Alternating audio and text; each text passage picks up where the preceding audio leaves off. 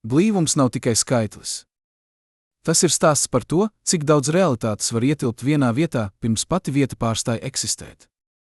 Mēs dzīvojam pasaulē, kur ūdens ir blīvāks par gaisu, dzelzs blīvāka par ūdeni, zvaigžņu kodoli blīvāki par jebko, ko varam iedomāties.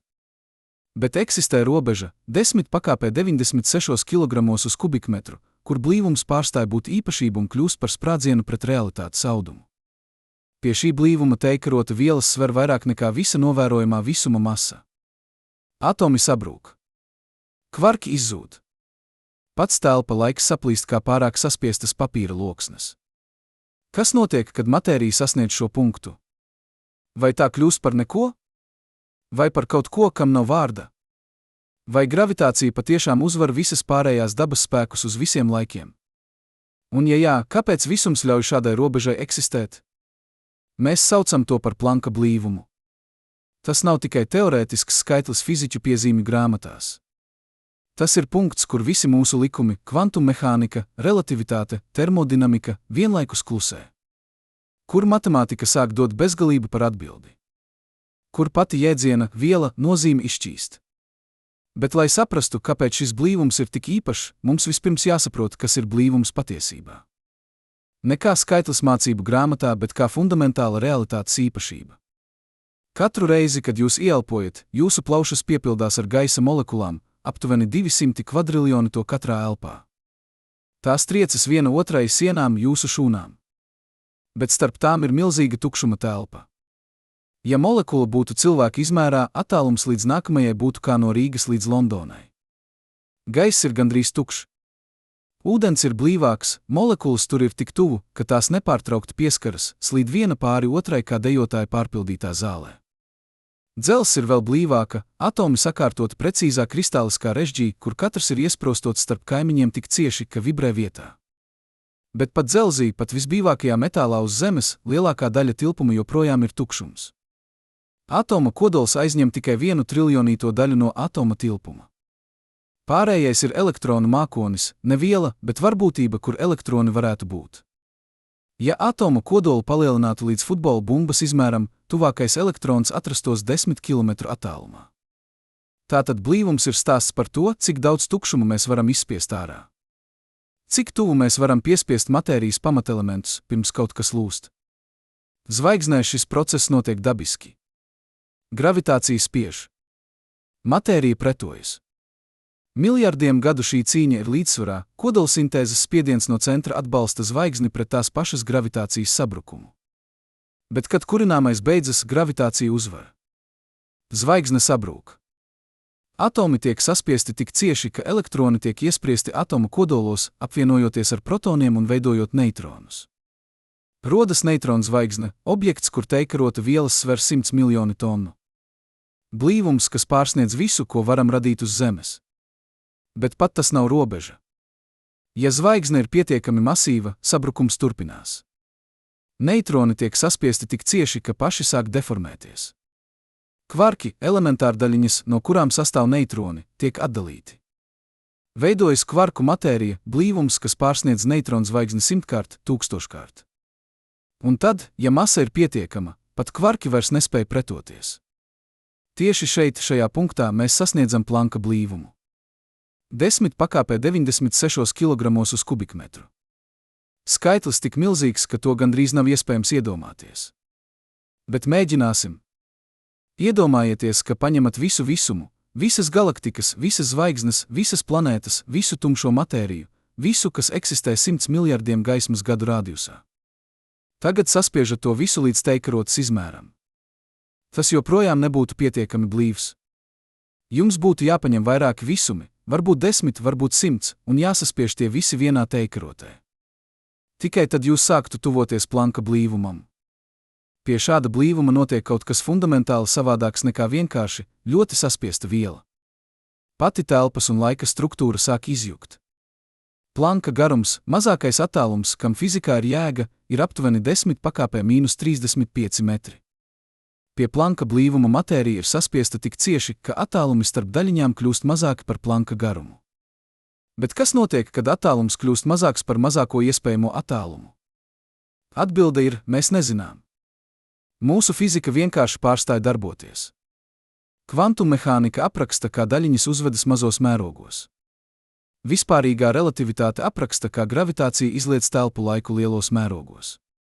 Bet pie Planka blīvuma abas šīs teorijas, divas veiksmīgākās teorijas cilvēces vēsturē, nonāk pretrunā. Kvantummehānika saka, ka enerģijas svārstības kļūst bezgalīgi lielas. Relativitāte saka, ka telpa laiks izliecas bezgalīgi. Abas dod bezgalību par atbildi, kas matemātikā nozīmē es nezinu. Mēs saucam šo punktu par singularitāti. Bet tas ir tikai elegants vārds nezināšanai. Tomēr mēs zinām, ka šādi punkti eksistē. Melno caurumu centros. Varbūt lielā sprādziena sākumā. Varbūt pat tagad, kaut kur dziļi kosmosa tumšajās sirdīs, matērija šķērso šo robežu un kļūst par kaut ko, kam nav vārda. Kas notiek ar atomu, kad tas sasniedz Planka blīvumu? Tas nav vienkārši sabrūk. Sabrukums nozīmē, ka kaut kas kļūst mazāks, bet joprojām eksistē. Šeit atoms pārstāj būt atoms. Elektroni izdzēsti. Kodols izdzēsts. Kvarki izdzēsti. Pat jēdzieni daļiņa un viļņa funkcija zaudē jēgu, jo tie ir definēti telpā un laikā, bet telpa un laiks paši ir sabrukuši. Varbūt matērija kļūst par tīru enerģiju. Varbūt par telpa laika putu, kvantumputām, kur pati realitātes struktūra vārās un burbuļo Planka mērogā. Varbūt par kaut ko pilnīgi citu, kam nav analoģijas mūsu pieredzē. Bet viena lieta ir skaidra, pie Planka blīvuma gravitācija uzvar. Visas pārējās dabas spēkus, elektromagnētisko, vājo kodolspēku, stipro kodolspēku, gravitācija vienkārši pārspēja. Ne tāpēc, ka tā kļūst stiprāka, bet tāpēc, ka pati telpa, kurā šie spēki darbojas, vairs neeksistē ierastajā formā. Tas ir galīgais paradoks. Gravitācija ir vājākais no visiem spēkiem. Jūs varat pacelt pildspalvu, pārvarot visas Zemes gravitāciju ar muskuļu spēku. Elektromagnētiskais spēks ir triljonus reižu stiprāks. Bet gravitācijai ir viena unikāla īpašība – tā nekad neatceļas. Tā tikai pieaug. Jo vairāk masas, jo stiprāka gravitācija. Jo stiprāka gravitācija, jo vairāk tā saspiež matēriju. Jo vairāk tā saspiež, jo blīvāka kļūst masa. Jo blīvāka masa, jo stiprāka gravitācija. Pozitīvā atgriezeniskā saite, kas beidzas ar singularitāti. Un tieši tāpēc Planka blīvums ir tik svarīgs. Tas nav tikai ekstrēms skaitlis. Tas ir punkts, kur visuma pamatlikumi maina savu raksturu. Kur matērija pārstāj būt matērija? Kur telpa pārstāj būt telpa? Kur laiks varbūt pārstāj būt laiks? Mēs dzīvojam pasaulē, kur lietas ir atdalītas. Kur starp objektiem ir attālums? Kur notikumi notiek secībā? Bet pie Planka blīvuma visas šīs kategorijas sabrūk. Varbūt tur viss ir viens. Varbūt tur nav ne šeit, ne tur, ne pirms, ne pēc. Tikai eksistence. Tīra, nesadalīta, neatdalāma. Vai tas ir nekas? Vai tas ir viss? Cilvēce par blīvumu domāja tūkstošiem gadu, nezinot, ka domā par to sengrieķu filozofs Demokrits, dzīvojot pirms 2400 gadiem, iedomājās, ka viss sastāv no atomiem, nedalāmām daļiņām, kas peld tukšumā. Viņš jautāja, cik mazu var būt mazākais? Cik blīvu var būt blīvākais? Viņam nebija instrumentu. Nebija matemātikas. Tikai domas eksperimenti un intuīcija. Viņš kļūdījās detaļās, bet bija taisnība principā, eksistē robeža. Kaut kas fundamentāls, aiz kā mēs nevaram iet. 20. gadsimta sākumā vācu fiziķis Maks Planks, cilvēks ar asām acīm un mīkstu sirdi, kurš vēlāk zaudēja dēlu Pirmajā pasaules karā un citu dēlu nacistu eksekūcijā, atklāja, ka enerģija nāk mazos paciņās, kvantēs. Viņš neatklāja to, meklējot fundamentālas patiesības. Viņš mēģināja atrisināt praktisku problēmu, kāpēc karsti objekti izstaro gaismu noteiktās krāsās. Bet matemātika, ko viņš atklāja, saturēja konstanti, skaitli, kas tagad ir nosaukts viņa vārdā. Planka konstante. No tās viņš varēja aprēķināt citas konstantas – Planka garumu, Planka laiku, Planka masu. Un no tām Planka blīvumu. Planks pats nebija pārliecināts, ka šie skaitļi nozīmē kaut ko fizisku. Viņš domāja, ka tie ir tikai matemātiski kuriozi. Bet gadu desmitiem vēlāk, kad fiziķi sāka pētīt melnos caurumus un lielā sprādziena pirmos mirkļus, viņi atklāja, Planka vienības nav kuriozi. Tās ir robežas. Pašas realitātes robežas. Iedomājieties Planka emocijas, ja viņš būtu dzīvojis pietiekami ilgi, lai redzētu, ka viņa vārds ir piestiprināts pie visuma galīgās robežas. Cilvēks, kurš tikai mēģināja atrisināt problēmu par krāsu, nejauši atklāja durvis uz realitātes pamatiem. Bet stāsts par blīvumu kļuva patiešām dramatisks tikai 20. gadsimta 30. gados, kad indiskais fiziķis Subrahmanians Chandrasekhars, 20 gadus vecs students, braucot ar kuģi no Indijas uz Angliju, veica aprēķinus par zvaigžņu nāvi. Viņš jautāja, kas notiek, kad zvaigznei beidzas kurināmais? Atbilde, ko viņš atrada, bija šokējoša. Ja zvaigzne ir pietiekami masīva, nekas nevar apturēt tās sabrukumu. Ne elektronu spiediens. Ne neitronu spiediens. Nekas. Gravitācija vienkārši turpina saspiest, līdz zvaigzne kļūst bezgalīgi maza un bezgalīgi blīva. Viņš prezentēja šo atklājumu Karaliskajā astronomijas biedrībā Londonā. Zālē sēdēja Arturs Eddingtons, slavenākais astronoms pasaulē, cilvēks, kurš bija pierādījis Einsteina relativitāti. Eddingtons uzstājās pēc Chandrasekhara un paziņoja, tam vajadzētu būt likumam, kas neļauj zvaigznei uzvesties tik absurdi. Viņš vienkārši nevarēja noticēt, ka visums atļauj kaut kam kļūt bezgalīgi blīvam. Tas šķita pārāk dīvaini, pārāk pretrunā ar saprātu. Bet Chandrasekhara matemātika bija pareiza. Un gadu desmitiem vēlāk, kad astronomi atklāja melnos caurumus, objektus, no kuriem pat gaisma nevar izbēgt, viņi saprata, Chandrasekhars bija taisnība. Eddingtons kļūdījās. Dažreiz visums ir dīvaināks nekā mūsu intuīcija var pieņemt. Bet pat melnie caurumi nav galīgā robeža. Tie ir tikai objekti, kur blīvums ir kļuvis tik liels, ka telpa laiks ap tiem ir izliecies līdz pārrāvumam. Bet centrā, singularitātē, blīvums turpina augt. Teorētiski līdz bezgalībai. Praktiski līdz Planka blīvumam, kur mūsu teorijas vienkārši pārstāj dot atbildes. Mēs nezinām, kas notiek tur. Bet mēs zinām, ka tas notiek. Katru reizi, kad masīva zvaigzne sabrūk, un tas notiek vairākas reizes sekundē kaut kur visumā, tiek radīts punkts, kur matērija sasniedz Planka blīvumu.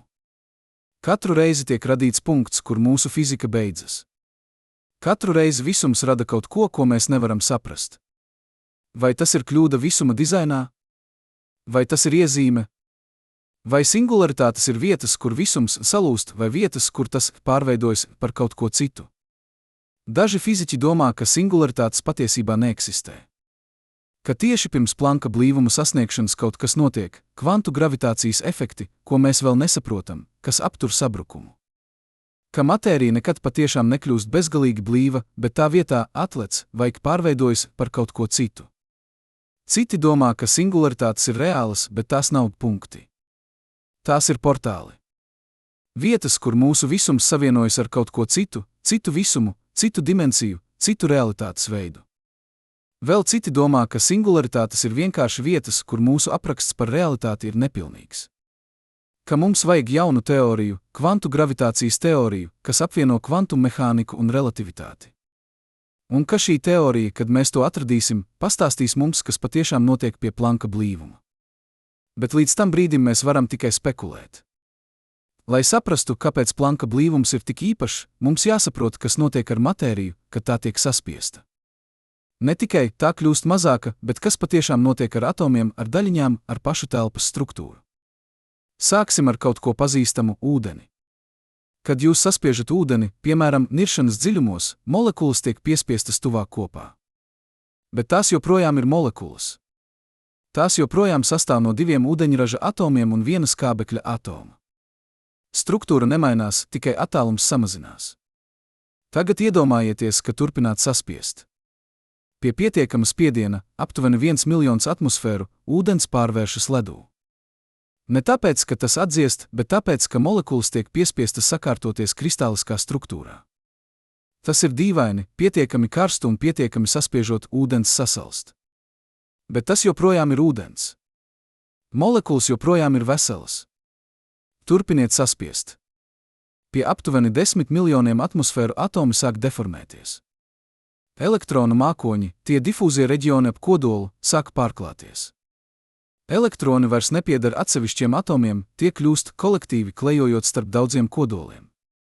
Matērija kļūst par metālu, pat ja tā sākās kā ūdens. Šis nav tikai teorētisks.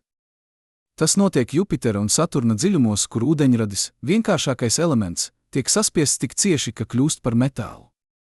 Šķidrais metāliskais ūdeņradis plūst miljoniem kilometru zem mākoņu virsotnēm, radot milzīgus magnētiskos laukus. Bet turpiniet saspiest. Pie aptuveni 1 miljards atmosfēru elektroni tiek izspiesti no atomiem pilnībā. Matērija kļūst par plazmu, jūru no brīviem elektroniem un kodoliem. Tas ir stāvoklis Saules centrā, kur temperatūra ir 15 miljoni grādu un spiediens ir 100 miljardi atmosfēru. Kodoli triecas viens otram ar tādu spēku, ka tie saplūst, radot kodolsintēzi.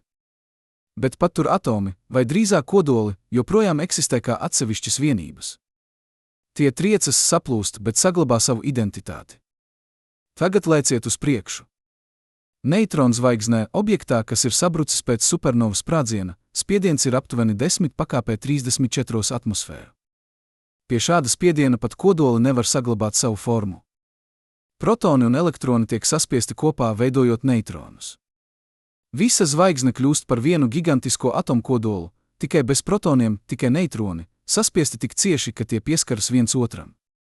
Teikarota neitronu zvaigznes vielas sver 100 miljoni tonu. Ja jūs nomestu gabalu uz Zemes, tas izkristu cauri planetai kā akmens caur ūdeni, neapstājoties, līdz sasniegtu centru. Bet pat tas nav robeža. Ja zvaigzne ir pietiekami masīva, sabrukums turpinās. Neitroni, daļiņas, kas sastāv no 3 kvarkiem, sāk deformēties. Kvarki tiek atdalīti. Veidojas kvarku matērija, stāvoklis, kas, iespējams, eksistē pašu masīvāko neitronu zvaigžņu centros. Pie šāda blīvuma matērija vairs nav viela ierastajā izpratnē. Tā ir fundamentālo lauku konfigurācija, kvarku lauki, glonu lauki, saspiesti tik cieši, ka tie saplūst vienā. Un tad, ja masa ir pietiekama, pat kvarki vairs nespēj pretoties. Gravitācija uzvar. Matērija sabrūk tālāk. Un tālāk. Un tālāk. Līdz tā sasniedz Planka blīvumu. Kas notiek šajā punktā? Mēs varam tikai ekstrapolēt. Kvarki, ja tie vēl eksistē, tiek saspiesti tik cieši, ka attālums starp tiem kļūst mazāks par Planka garumu. Bet Planka garums ir mazākais attālums, kam fizikā ir jēga. Mazāks par to un pats jēdziens attālums zaudē nozīmi. Iedomājieties mēģinājumu izmērīt kaut ko ar lineālu, kas ir lielāks par pašu objektu. Jūs nevarat. Lineāls nedod atbildi. Tieši tāpat, mēģinot aprakstīt attālumus mazākus par Planka garumu, fizika nedod atbildi. Daži fiziķi domā, ka pie Planka mēroga telpa nav gludas. Tā ir putota, kvantumputas, kur pati telpas struktūra vārās un burbuļo. Virtuāls daļiņas parādās un izzūd. Enerģijas vārstās savvaļā. Pati realitātes struktūra kļūst nenoteikta. Citi domā, ka telpa pie Planka mēroga ir diskrēta, sastāv no mazām, nedalāmām vienībām kā pikseļi ekrānā. Ka visums fundamentālā līmenī ir digitāls, nevis analogs. Vēl citi domā, ka pie Planka mēroga telpa un laiks vispār nav fundamentāli. Ka tie izaug no kaut kā dziļāka informācijas saistītības kaut kā, kam nav vārda mūsu valodā. Bet visi ir vienisprātis par vienu, pie Planka blīvuma mūsu parastā izpratne par realitāti sabrūk. Matērija nav matērija. Telpa nav telpa. Laiks nav laiks. Un tomēr kaut kur melnā cauruma centrā šis stāvoklis eksistē. Šobrīd. Reāli. Katru reizi, kad jūs redzat melno caurumu, vai drīzāk tā ēnu, jo pats caurums ir neredzams, jūs redzat objektu, kura centrā ir singularitāte. Punkts, kur blīvums ir sasniedz Planka blīvumu vai pat pārsniedz to punkts, kur visa matērija, kas jebkad iekritusi caurumā, zvaigznes, planētas, gaisma, ir saspiesta līdz bezgalībai. Vai drīzāk līdz punktam, kur bezgalība un nekas kļūst par vienu un to pašu. Tas ir galīgais paradoks. Vai singularitāte satur visu, kas tajā iekritis? Vai tā nesatur neko, jo matērija ir pārveidota par kaut ko, kas nav matērija? Vai tā ir vieta? Vai tā ir notikums? Vai tā ir stāvoklis? Mēs nezinām. Bet mēs zinām, ka tā eksistē. Un varbūt, tikai varbūt, tas, kas notiek pie Planka blīvuma, nav beigas. Varbūt tas ir sākums. Varbūt singularitātes nav vietas, kur matērija mirst, bet vietas, kur tā piedzimst no jauna. Varbūt katrs melnais caurums ir sēkla jaunam visumam. Varbūt mūsu pašu visums piedzima singularitātē, lielajā sprādzienā, kas bija punkts ar Planka blīvumu. Varbūt blīvums nav tikai īpašība. Varbūt tas ir cikls. Saspiest līdz Plankam.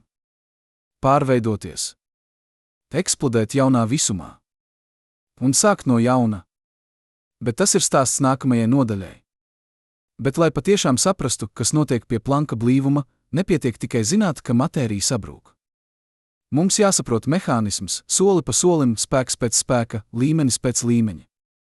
Jo šis process nav vienkārša sabrukšana. Tas ir kaskāde, kur katrs posms atver durvis nākamajam, līdz pati realitātes struktūra tiek pārrakstīta. Iedomājieties domino kauliņus, kas krīt viens pēc otra. Tikai katrs kauliņš ir vesela dabas spēka sistēma. Un pēdējais kauliņš ir pats visums. Sākums ir vienmēr vienāds – gravitācija. Vājākais spēks dabā, bet vienīgais, kas nekad neatceļas. Kad zvaigznei beidzas kurināmais, kodolsintēzes spiediens izzūd. Pēkšņi nav nekā, kas pretotos gravitācijai. Un gravitācija dara to, ko tā vienmēr dara, tā velk. Ārējie slāņi krīt uz iekšu ar ātrumu, kas sasniedz 25% no gaismas ātruma. 25,000 km/sekundē. Ātrāk nekā jebkas, ko cilvēce jebkad radījusi. Šī krituma enerģija ir neizsmeļama. Kad matērija triecas pret kodolu, tā atdod visu savu potenciālo enerģiju. Temperatūra uzlec līdz 100 miljardiem grādu. Spiediens pārsniedz jebko, kas eksistē dabā, izņemot citas sabrūkošas zvaigznes. Un šajā brīdī sākas pirmā transformācija. Elektroni, daļiņas, kas parasti riņķo ap atomu kodoliem kā planētas ap Sauli, vairs nespēj saglabāt savu orbītu. Spiediens ir pārāk liels. Tie tiek izspiesti iekšup, tuvāk un tuvāk kodolam, līdz notiek neiespējamais. Elektroni, negatīvi lādētas daļiņas, apvienojas ar protoniem, pozitīvi lādētām daļiņām kodolā. Rezultāts ir neitroni. Daļiņas bez lādiņa. Daļiņas, kas parasti eksistē tikai kodola iekšienē, tagad kļūst par visu, kas ir. Tas ir kā skatīties, kā pilsēta pārvēršas okeānā. Ēkas, atomi sabrūk. Ielas, elektronu orbītas izzūd. Paliek tikai viendabīga masa, kur viss ir viens. Tikai šajā gadījumā okeāns ir neitronu jūra, kur katrs neitrons pieskaras kaimiņiem ar spēku, kas pārsniedz jebko iedomājumu. Šo procesu sauc par neitronizāciju. Un tas notiek milisekundžu laikā. Bet gravitācija neapstājas. Tā turpina vilkt. Neitroni, lai cik blīvi tie būtu, joprojām aizņem telpu. Starp tiem joprojām ir attālums, lai cik mazs. Un gravitācija vēlas izspiest arī šo attālumu. Iedomājieties, ka mēģināt iepakot čemodānā vairāk drēbju, nekā tas var saturēt. Sākumā jūs varat saspiest. Tad jums jāsēž uz vāka. Tad jums jālūdz draugam palīdzēt. Bet pienāk brīdis, kad audums vienkārši nevar saspiesties vairāk. Tas ir tā fiziskā robeža. Tieši tāpat neitroniem ir robeža, Tolmana Oppenheimera Volkova robeža, nosaukta 3 fiziķu vārdā, kas to aprēķināja 40. gados. Ja masa pārsniedz aptuveni 2,5 Saules masas, pat neitronu spiediens nespēja pretoties gravitācijai. Un tad sākas otrā transformācija. Neitroni, daļiņas, kas sastāv no 3 kvarkiem, sāk deformēties. Iedomājieties 3 cilvēkus, kas turas rokās, veidojot apli. Tagad iedomājieties, ka kāds sāk saspiest šo apli no visām pusēm. Sākumā viņi turas ciešāk. Tad viņu rokas sāk sāpēt. Tad locītavas sāk plīst. Un beigās viņi vienkārši tiek atrauti viens no otra. Tieši tas notiek ar kvarkiem. Spēks, kas tos satur kopā, stiprais kodolspēks, spēcīgākais spēks dabā, tiek pārvarēts. Kvarki tiek atdalīti. Veidojas kvarku glonu plazma, stāvoklis, kas eksistēja pirmajās mikrosekundēs pēc lielā sprādziena un tagad, iespējams, eksistē pašu masīvāko neitronu zvaigžņu centros. Šis stāvoklis ir tik ekstrēms, ka to var radīt tikai 2 veidos, vai nu visuma dzimšanā, vai tā nāvē. Vai sākumā, vai beigās. Vai abos. Bet pat šis nav gals. Jo kvarki, lai cik fundamentāli tie būtu, joprojām ir daļiņas. Tiem joprojām ir izmērs, lai cik mazs. Tiem joprojām ir pozīcija telpā. Un gravitācija vēlas izdzēst arī to. Tieši šeit mēs sasniedzam trešo transformāciju, un šeit mūsu zināšanas beidzas un sākas spekulācijas. Kad blīvums tuvojas Planka blīvumam, 10 pakāpē 96 kg uz kubikmetru, attālumi starp daļiņām kļūst mazāki par Planka garumu. 10 pakāpē - 35 metri. Skaitlis tik mazs, ka to nav iespējams vizualizēt. Ja atoms būtu Saules sistēmas izmērā, Planka garums būtu mazāks par vienu atomu. Tas ir attiecība. Mēs esam tik daudz reižu lielāki par Planka garumu, cik visums ir lielāks par mums. Pie šāda mēroga kvantummehānika un relativitāte, divas teorijas, kas apraksta visu pārējo, nonāk konfliktā. Kvantummehānika saka, enerģija svārstās. Daļiņas parādās un izzūd. Nekas nav noteikts. Relativitāte saka, telpa laiks ir gluds.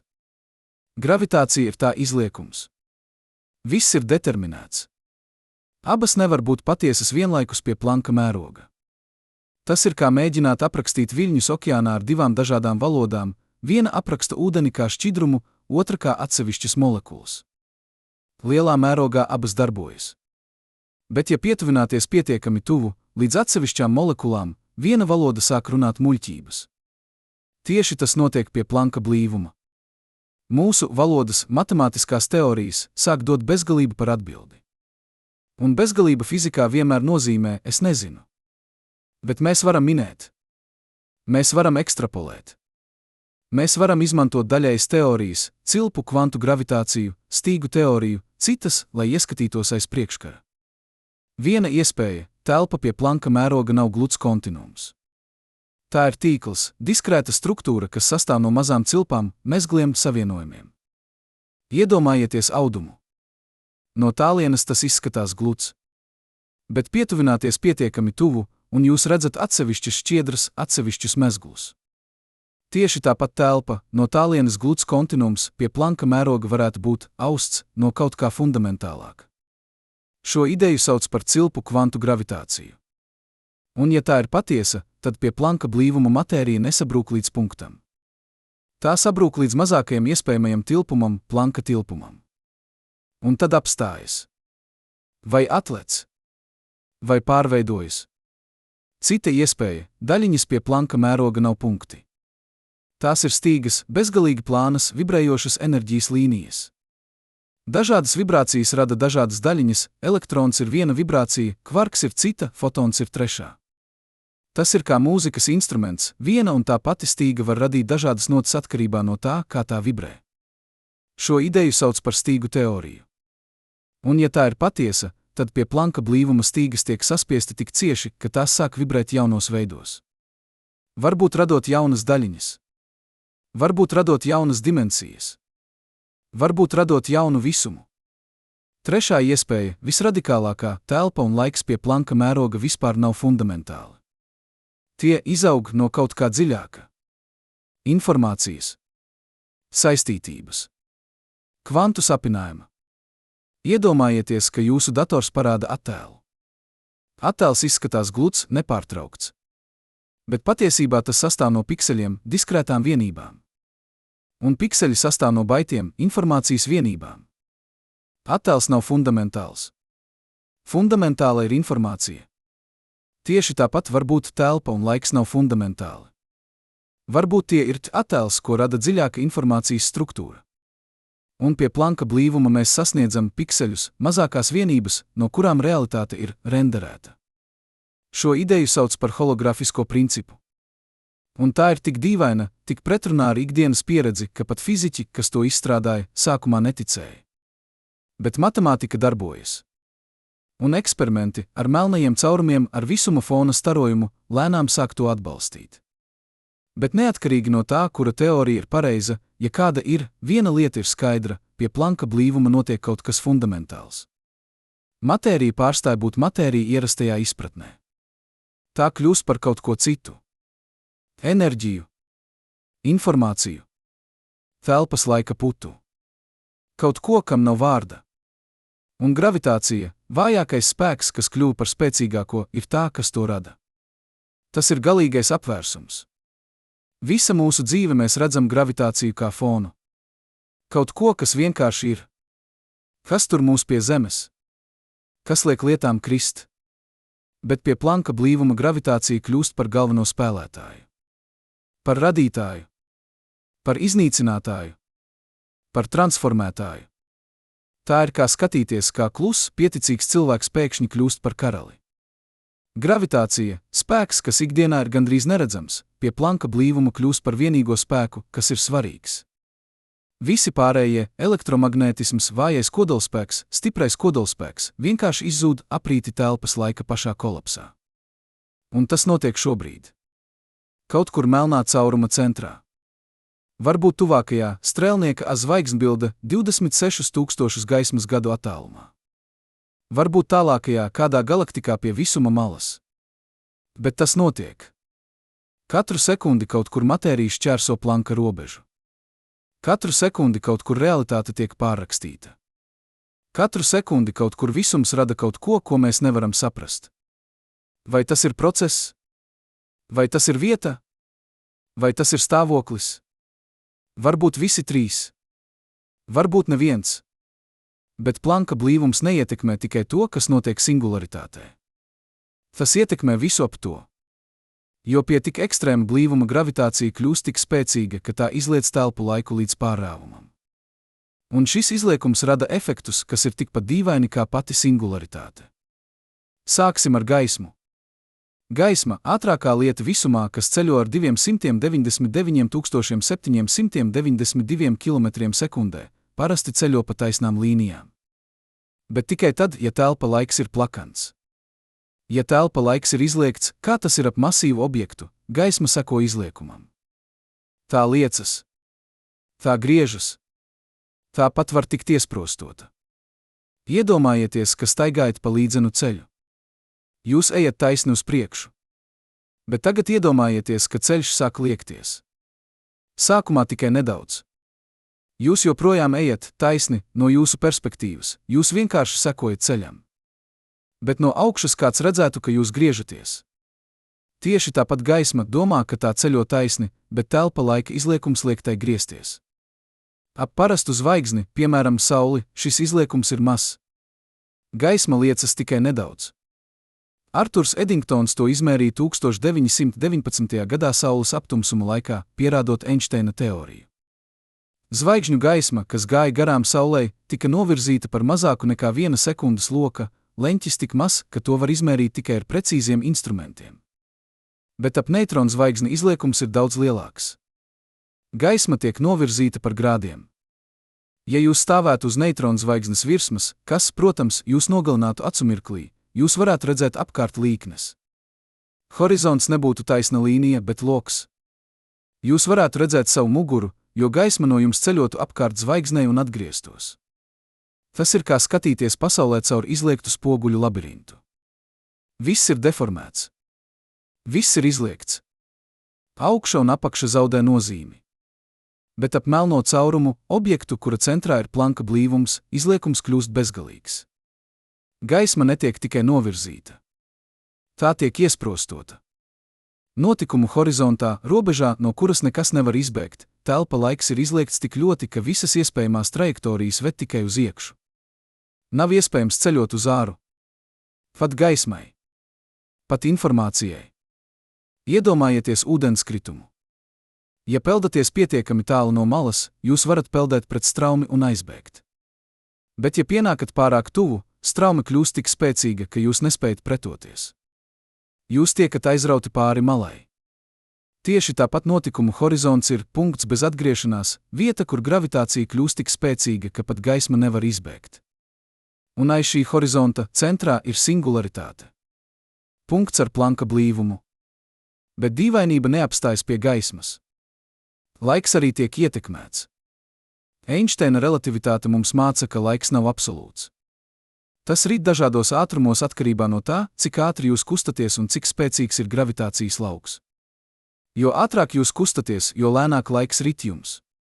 Jo spēcīgāka gravitācija, jo lēnāk laiks rit. Uz Zemes šis efekts ir mazs. GPS satelītiem, kas atrodas augstāk, kur gravitācija ir vājāka, laiks rit nedaudz ātrāk nekā uz Zemes. Aptuveni 38 mikrosekundes dienā.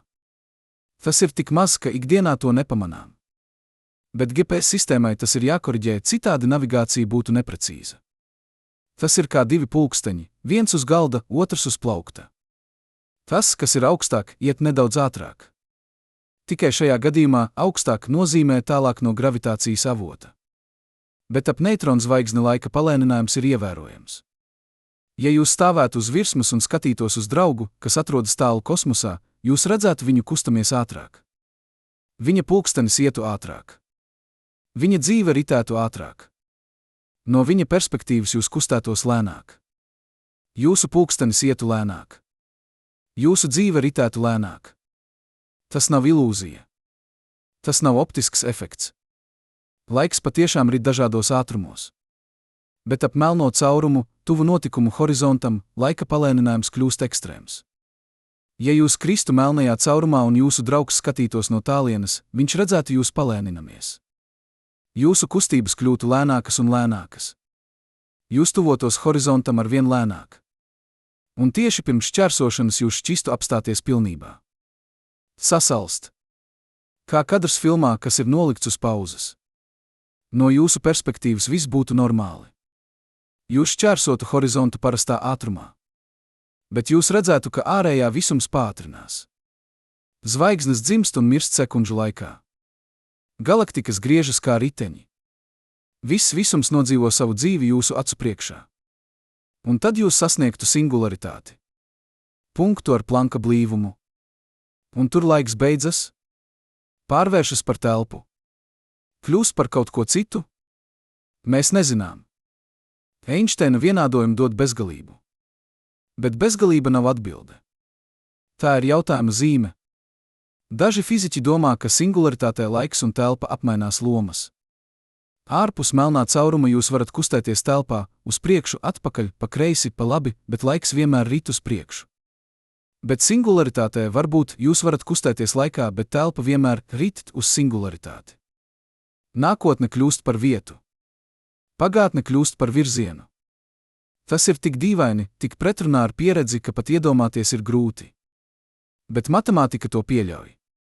Citi domā, ka singularitātē laiks vienkārši apstājas. Ka tas ir punkts ne tikai telpā, bet arī laikā. Pēdējais mirklis. Pēc kura nav pēc. Vēl citi domā, ka laiks singularitātē kļūst ciklisks. Ka tas griežas apkārt kā cilpa. Ka pagātne un nākotne savienojas. Ka katrs mirklis ir vienlaikus sākums un beigas. Bet visi ir vienisprātis par vienu, pie Planka blīvuma mūsu parastā izpratne par laiku sabrūk. Laiks nav vairs upe, kas plūst. Tas ir kaut kas cits. Kaut kas, kam nav vārda. Un tomēr kaut kur melnā cauruma centrā šis kaut kas cits eksistē. Šobrīd. Vai drīzāk ārpus šobrīd. Tas ir galīgais paradoks. Mēs runājam par vietu, kur laiks nepastāv, izmantojot vārdus, kas pieņem laiku. Mēs aprakstām stāvokli, kas ir ārpus apraksta.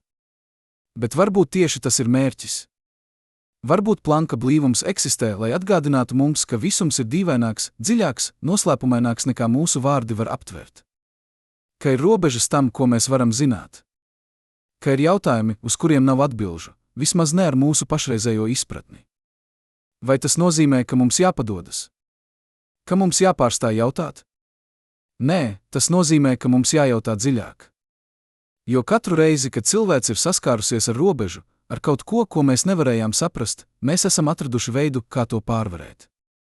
Nevienmēr uzreiz. Nevienmēr viegli. Bet vienmēr. Varbūt Planka blīvums ir nākamā robeža.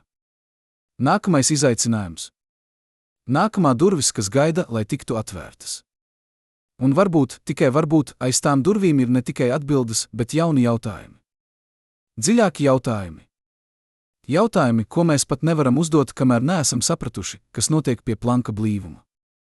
Bet, lai saprastu, mums vispirms jāsaprot, kā Planka blīvums ir saistīts ar visu pārējo. Kā tas ietekmē ne tikai singularitāti, bet visu visumu. Jo nekas visumā nav izolēts. Viss ir savienots. Un Planka blīvums, lai cik ekstrēms tas būtu, nav izņēmums. Mēs runājām par sabrukumu. Par to, kā gravitācija uzvar. par to, kā matērija šķērso robežu un kļūst par kaut ko bez vārda. Bet tagad redzam ko lielāku, šis process nav tikai stāsts par nāvi. Tas ir stāsts par pārveidošanos. Jo katru reizi, kad kaut kas sasniedz Planka blīvumu, tas nepazūd. Tas pāriet. Kā ūdens, kas verdot pārvēršas tvaikos, tā pati viela, bet pilnīgi cits stāvoklis. Tikai šeit pārveidošanās ir tik radikāla, ka pati realitātes daba mainās. Iedomājieties savu roku. Jūs to redzat kā vienu objektu, 5 pirkstus, plaukstu, ādu. Bet pietuvināties ar mikroskopu, un jūs redzat šūnas. Vēl tuvāk molekulas.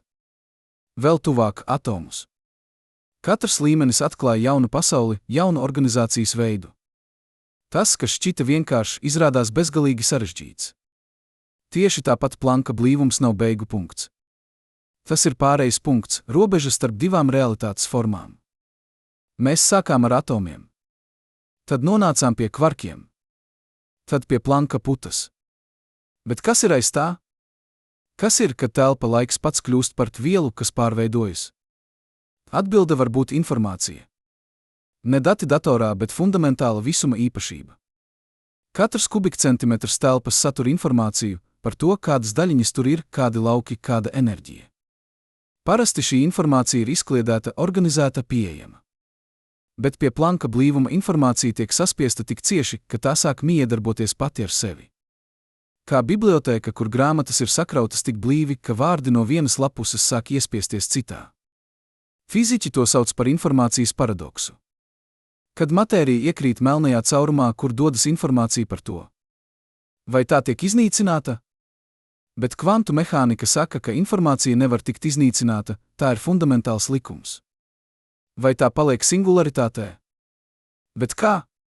Vai tā izstaro atpakaļ caur Hokinga starojumu, teorētisko procesu, kur melnie caurumi lēnām iztvaikojot atdod enerģiju? Šis jautājums mocīja Stīvenu Hokingu 30 gadus. Viņš sāka ar apgalvojumu, ka informācija tiek iznīcīta. Tad viņš mainīja domas un teica, ka tā izstaro atpakaļ. Tad viņš mainīja domas atkal. Līdz pat nāvei viņš meklēja atbildi. Un varbūt atbilde ir tieši Planka blīvumā, punktā, kur informācija pārvēršas par kaut ko tik fundamentālu, ka tā vairs nav informācija ierastajā izpratnē. Tas ir kā mēģinājums saglabāt dziesmu. Jūs varat to ierakstīt notīs, simbolu uz papīra. Jūs varat to ierakstīt skaņas viļņos, vibrācijas gaisā. Jūs varat to ierakstīt digitāli, nuļļu un vieninieku virkne. Bet kas ir pati dziesma? Vai tā ir nots? Vai viļņi? Vai biti? Vai kaut kas dziļāks, struktūra, kas var eksistēt dažādās formās? Varbūt informācija pie Planka blīvuma kļūst par šo struktūru, kaut ko, kas eksistē ārpus konkrētās formas. Kaut ko, kas ir vienlaikus viss un nekas. Un ja tas ir taisnība, tad Planka blīvums nav vieta, kur lietas beidzas. Tas ir vieta, kur tās sākas no jauna.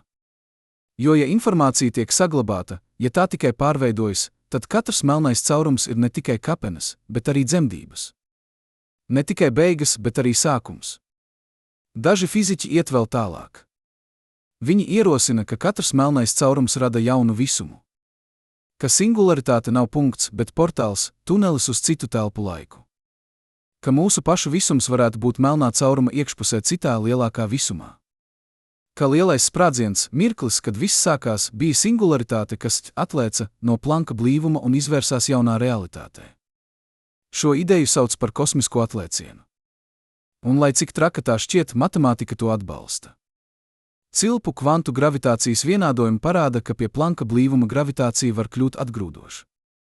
Ka tā pati spēka, kas saspiež, var sākt grūst. Ka sabrukums var pārvērsties sprādzienā. Iedomājieties atsperi. Jūs to saspiežat ar vien vairāk. Sākumā tā padodas. Bet pienāk brīdis, kad tā nevar saspiesties vairāk. Un tad, ja jūs atlaižat, tā atlec ar visu uzkrāto enerģiju.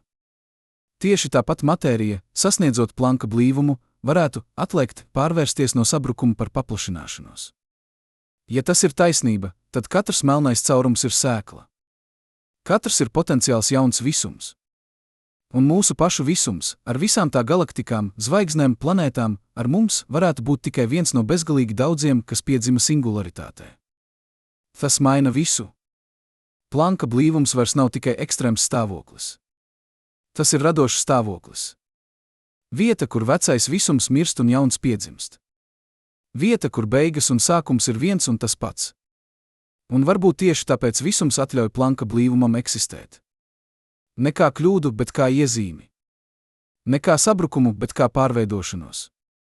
Kā veidu, kā realitāte atjaunojas, pārveido sevi, rada jaunas formas. Tas ir kā mežs pēc ugunsgrēka. Sākumā viss šķiet iznīcināts. Pelni, ogles, nāve. Bet tad no pelniem parādās pirmie dzinumi. Jauni koki. Jauna dzīvība. Uguns nebija beigas. Tā bija pārveidošanās. Tieši tāpat Planka blīvums varētu būt ne realitātes beigas, bet tās pārveidošanās, veids, kā visums atzimst. Un ja mēs skatāmies uz to šādi, tad katrs melnais caurums kļūst svēts. Ne kā posts, bet kā radīšana. Ne kā tumsa, bet kā potenciāls. Vieta, kur viss, kas bija, pārvēršas par visu, kas būs. Bet, lai tas notiktu, gravitācijai ir jāuzvar. Visām citām spēkiem ir jāatkāpjas. Matērijai ir jāsasniedz punkts, kur tā vairs nav matērija. Un tieši tāpēc Planka blīvums ir tik svarīgs, tas ir slieksnis. Robeža starp divām pasaulēm. Vieta, kur fizika, kādu mēs pazīstam, beidzas un sākas fizika, kādu mēs vēl nemācam iedomāties. Tas pats princips, kas liek ābola kritam no koka, gravitācija, galu galā rada apstākļus jaunam visumam. Tas pats spēks, kas tur jūs pie zemes, kad jūs ceļaties no rīta, ir tas pats spēks, kas singularitātē pārveido realitāti. Nav atsevišķu likumu ikdienai un ekstrēmiem. Ir tikai viens likums, dažādos mērogos, dažādās intensitātēs, bet vienmēr tas pats. Un varbūt tieši tas ir viskaistākais atklājums. Ka visums nav sadalīts. Ka nav šeit un tur normāls un ekstrēms saprotams un nesaprotams. Ir tikai viens visums, vienots, savienots, kur katrs fragments satur visu. Jūsu ķermenis sastāv no atomiem, kas reiz bija zvaigznēs. Tās zvaigznes nomira supernovas sprādzienos. Daži no tiem sprādzieniem radīja melnos caurumus. Tajos melnajos caurumos matērija sasniedza Planka blīvumu. Un varbūt, tikai varbūt, no tiem melnajiem caurumiem piedzima jauni visumi. Visumi, kuros tagad ir savas zvaigznes, savas planētas, savi būtnes, kas skatās uz nakts debesi un jautā, kas mēs esam? No kurienes nācām? Jūs esat daļa no šī cikla. Ne kā novērotājs, bet kā dalībnieks. Katrs atoms jūsos ir ceļojis cauri šim procesam. Katrs ir bijis blīvs, izkliedēts, pārveidots, atdzimis. Jūs neesat atsevišķi no visuma. Jūs esat visums, maza daļa, kas uz mirkli ir kļuvusi apzinīga un skatās atpakaļ uz sevi. Un kad jūs domājat par Planka blīvumu, par šo neiespējamo skaitli, šo ekstrēmo stāvokli, jūs patiesībā domājat par savu izcelsmi. Par to, no kurienes nācāt. Par to, kas jūs esat. Par to, kas jūs būsiet. Jo ja visums patiešām ir ciklisks, ja melnie caurumi rada jaunus visumus, tad nāve nav beigas. Tā ir pāreja. Un dzīvība nav nejaušība. Tā ir neizbēgamība. Jo visums, kas var radīt sevi no jauna, vienmēr radīs apstākļus dzīvībai. Vienmēr radīs sarežģītību. Vienmēr radīs apziņu. Jūs esat pierādījums tam. Jūsu eksistence, fakts, ka jūs varat lasīt šos vārdus, domāt šīs domas, just šo brīnumu, ir pierādījums, ka visums nav nejauša haosa kaudze. Tas ir radošs process. Process, kas rada ar vien sarežģītākas struktūras. Ar vien dziļāku organizāciju. Ar vien lielāku apziņu. Un varbūt Planka blīvums ir šī procesa sirds. Vieta, kur vecais tiek pārveidots jaunajā. Kur vienkāršais kļūst sarežģīts. Kur nekas kļūst par visu. Tas ir galīgais paradoks un galīgā harmonija. Punkts ar lielāko blīvumu visumā ir arī punkts ar lielāko potenciālu. Vieta, kur viss ir saspiests līdz nekam, ir arī vieta, no kuras viss var rasties. Beigas un sākums nav pretēji, tie ir viens. Un kad jūs skatāties uz nakts debesi, uz zvaigznēm, kas mirgo, uz galaktikām, kas griežas, jūs redzat šo procesu darbībā. Katrs gaismas punkts ir stāsts par pārveidošanos. Par to, kā ūdeņradis kļūst par hēliju. Kā hēlijs kļūst par oglekli. Kā ogleklis kļūst par dzelzi. Kā dzels kļūst par neitronu zvaigzni. Kā neitronu zvaigzne kļūst par melno caurumu. Kā melnais caurums varbūt kļūst par jaunu visumu. Katrs solis šajā ķēdē pievieno blīvumu. Katrs solis saspiež matēriju tuvāk Planka robežai. Un katrs solis ir nepieciešams. Nav īsceļu. Nav veidu, kā izlaist posmus.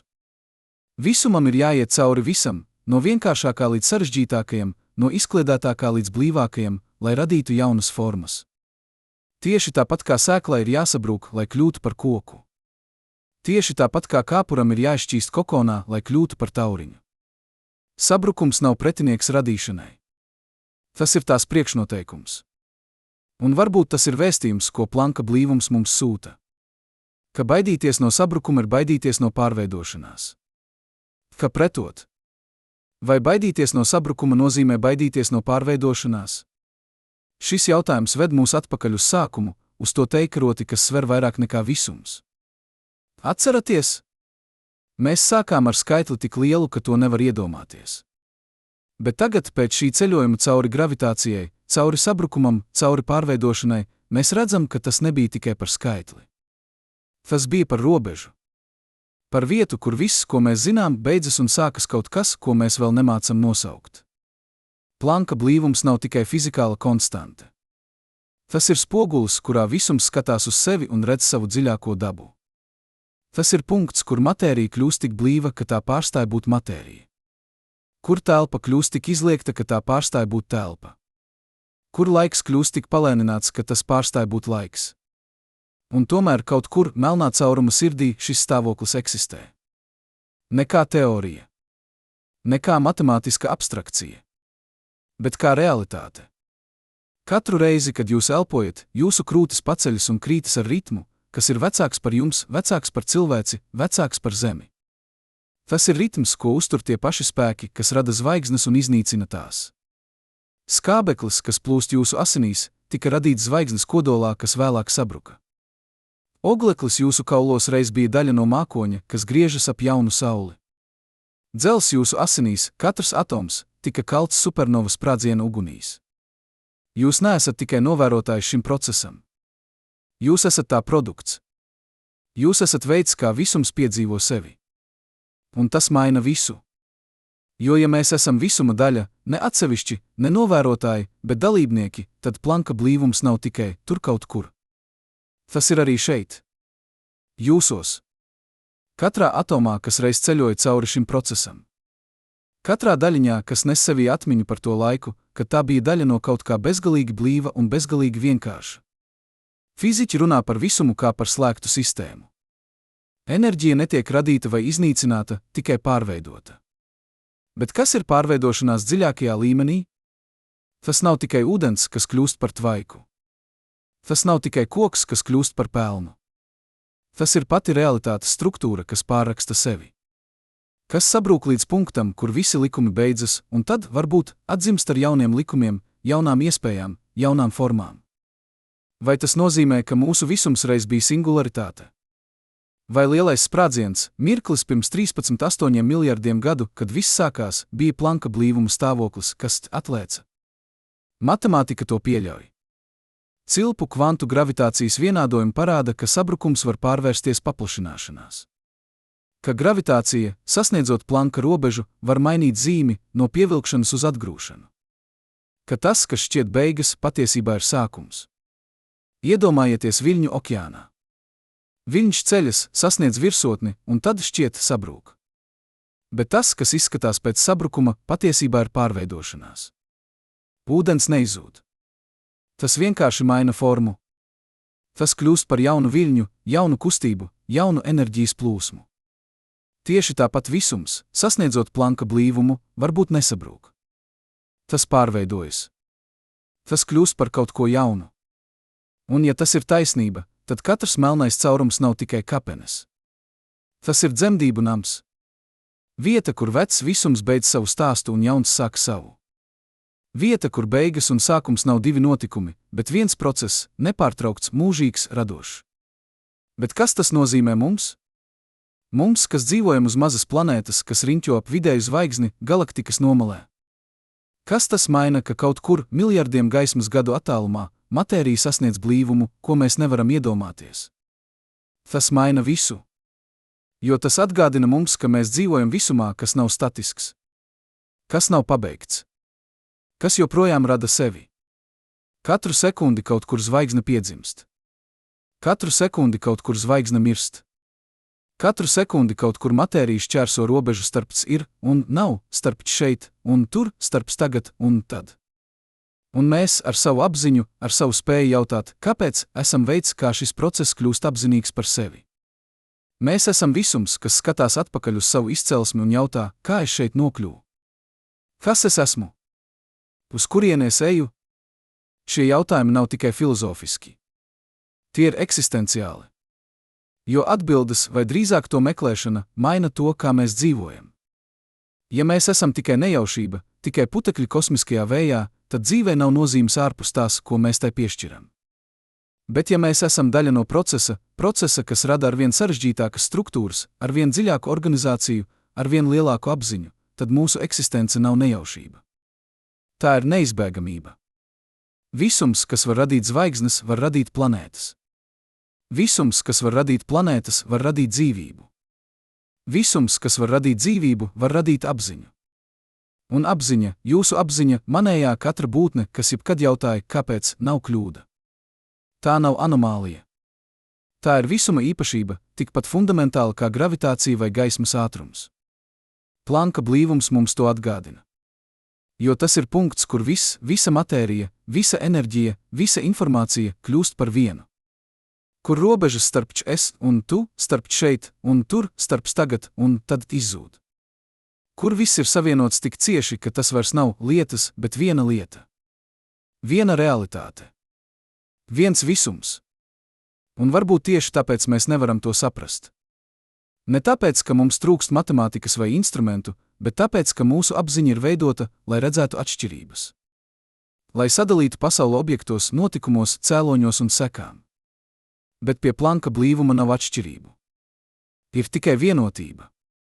Vai tas nozīmē, ka singularitāte ir kaut kas līdzīgs tam, ko mistiķi sauc par vienotību ar visu? Vai tas, ko fiziķi atklāja ar vienādojumiem, ir tas pats, ko meditētāji piedzīvo klusumā? Vai Planka blīvums ir ne tikai fizikāla robeža, bet arī apziņas robeža, punkts, kur domāšana beidzas un sākas tīra pieredze? Mēs nezinām. Bet jautājums pats par sevi ir skaists. Jo tas parāda, ka zinātne un filozofija, fizika un metafizika nav atsevišķas. Tās ir divas valodas, kas apraksta to pašu realitāti. Viena izmanto skaitļus. Otra izmanto metaforas. Bet abas meklē to pašu, patiesību par to, kas mēs esam un kāpēc mēs esam. Un varbūt patiesība ir tāda, ka mēs nekad pilnībā to nesapratīsim. Ne tāpēc, ka esam pārāk muļķīgi, bet tāpēc, ka esam daļa no tā, ko mēģinām saprast.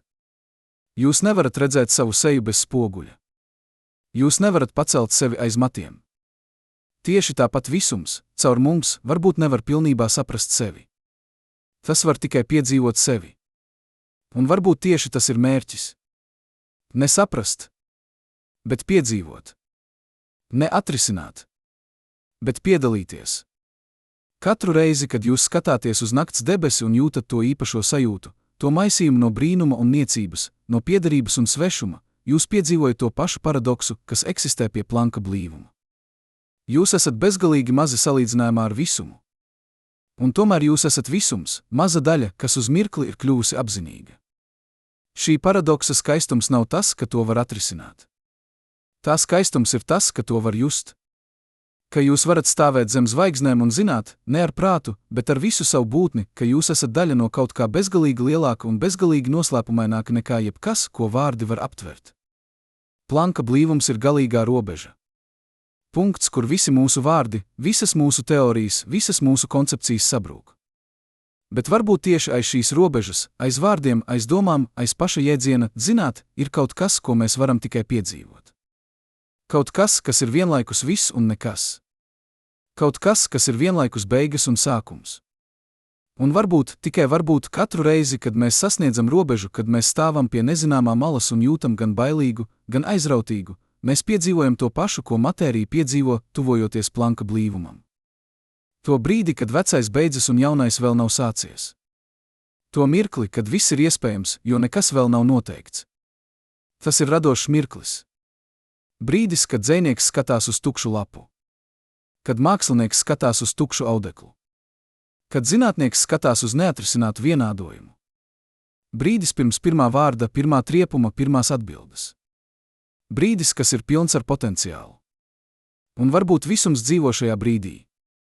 Ne pagātnē, ne nākotnē, bet mūžīgajā tagadnē, kur katrs mirklis ir vienlaikus sabrukums un radīšana, beigas un sākums, nāve un dzimšana. Mēs sākām ar jautājumu, kas notiek pie Planka blīvuma? Tagad mēs redzam, ka jautājums pats satur atbildi. Nenotiek kas. Notiek pārveidošanās. Notiek process. Notiek tas, kas vienmēr notiek, visums rada sevi no jauna.